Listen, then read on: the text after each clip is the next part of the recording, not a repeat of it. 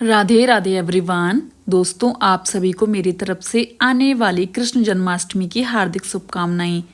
26 अगस्त 2024 को कृष्ण जन्माष्टमी आने वाली है। दोस्तों, आज के इस वीडियो में आप सुनेंगे श्री कृष्ण जन्माष्टमी की पौराणिक व्रत कथा कहानी। आइए सुनते हैं। द्वापर युग की बात है। मथुरा के राजा कंस का महल किसी दुल्हन की तरह सजा हुआ था। पूरे नगर में चहल पहल थी और चारों ओर खुशी का माहौल था। यह अवसर था कंस की बहन देवकी के विवाह का। कंस एक क्रूर और अत्याचारी राजा था, लेकिन वह अपनी बहन से अत्यंत प्रेम करता था।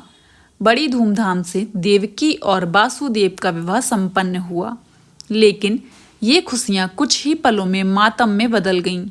विवाह के पश्चात एक आकाशवाणी हुई, जिसमें कहा गया कि देवकी का 8वां पुत्र ही कंस की मृत्यु का कारण बनेगा।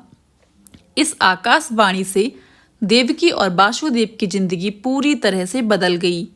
कंस ने क्रोधित होकर वासुदेव को मारने का फैसला किया।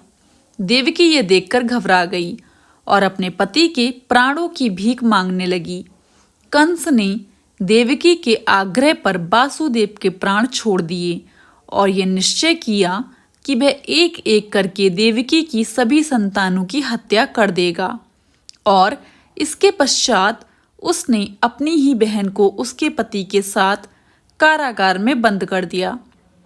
कारागार में देवकी ने पहले पुत्र को जन्म दिया और कंस को जैसे ही ये बात पता चली, उसने देवकी से उस नन्हे बच्चे को छीन लिया और उसकी निर्मम रूप से हत्या कर दी। कंस का अत्याचार यहाँ पर नहीं रुका। उसने बेरहमी से देवकी की 7 संतानों की हत्या कर दी। देवकी और वासुदेव बेबस होकर अपनी ही संतानों की हत्या देखने को मजबूर थे। कुछ समय बाद देवकी की 8वीं संतान के जन्म का समय भी निकट आ रहा था।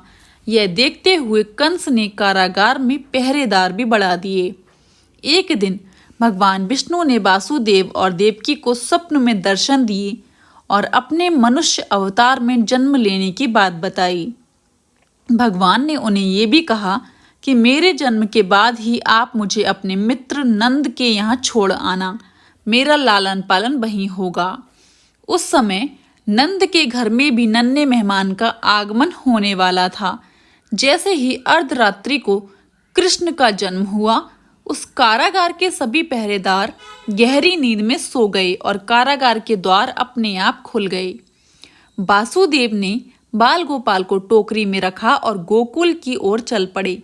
रास्ते में भीषण वर्षा और उफनती यमुना के बीच जैसे ही वासुदेव टोकरी को अपने सिर पर रखकर आगे बढ़े, यमुना ने उनके लिए रास्ता बनाया और शेषनाग ने अपना फन फैलाकर बाल गोपाल और वासुदेव की तेज बारिश से रक्षा की।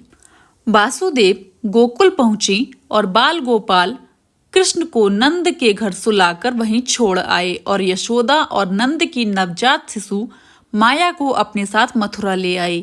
यहाँ जैसे ही कंस ने माया को देवकी की संतान समझकर उसे मारने की कोशिश की, तभी वह कन्या कंस के हाथों से छूटकर आकाश में उड़ गई और एक दिव्य प्रकाश में परिवर्तित हो गई। उस प्रकाश से फिर आकाशवाणी हुई कि हे दुष्ट, तू मुझे जो समझकर मेरा वध करना चाहता है, मैं वो नहीं हूँ। तेरा काल गोकुल में सुरक्षित पहुँच चुका है और वही तेरा विनाश करेगा। इतना कहकर वह प्रकाश अंतर्ध्यान हो गया। इस प्रकार भगवान श्री कृष्ण का जन्म हुआ और उन्होंने अपने जीवन काल में कई लीलाएं रची और कंस का वध करके उसे अत्याचारों का भी अंत किया।